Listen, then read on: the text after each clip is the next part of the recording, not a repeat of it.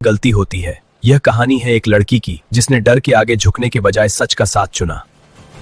प्यारे दोस्तों, आज की कहानी हमें यह सिखाएगी कि अगर किसी के साथ गलत हो रहा हो तो चुप रहना सबसे बड़ी।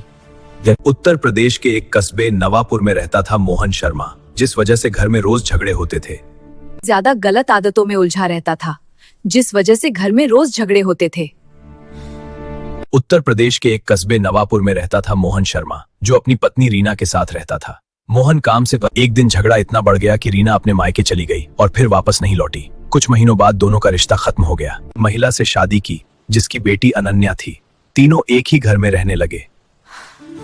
कुछ समय बाद मोहन ने कविता नाम की एक विधवा महिला से शादी की जिसकी बेटी अनन्या थी। तीनों एक ही घर में रहने लगे।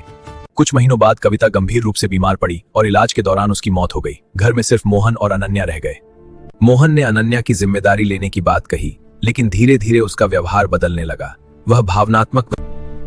अनन्या चुप हो जा, कोई कुछ ना पूछे तू चुप रहना।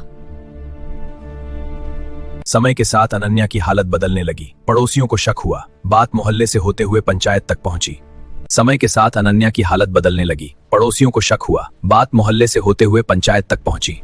सरपंच की मौजूदगी में अनन्या को थाने ले जाया गया। शुरुआत में वह डरी हुई थी, लेकिन फिर उसने हिम्मत जुटाई। साहब, मैं जो कहूंगी सच कहूंगी। मेरे साथ जो हुआ है वो गलत है। पुलिस ने धारा के तहत एफआईआर दर्ज की और मामला गंभीर अपराध मानकर जांच शुरू की। पुलिस ने घर की तलाशी ली, सबूत जुटाए और गवाहों के बयान दर्ज किए। मोहन को हिरासत में लिया गया। मामला कोर्ट पहुंचा। सबूतों और गवाही के आधार पर कोर्ट ने मोहन को कड़ी सजा सुनाई।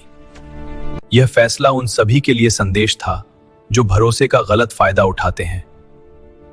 अनन्या को सरकारी और सामाजिक संस्थाओं का सहारा मिला। उसने पढ़ाई और काम शुरू किया और धीरे धीरे अपनी जिंदगी संभाली। दोस्तों, अगर आपके आसपास किसी के साथ गलत हो रहा हो तो चुप मत रहिए। एफआईआर कराना डर की हार नहीं, बल्कि सच की जीत है। अगर आपको यह कहानी पसंद आई हो तो लाइक करें, शेयर करें और चैनल को सब्सक्राइब करें। धन्यवाद।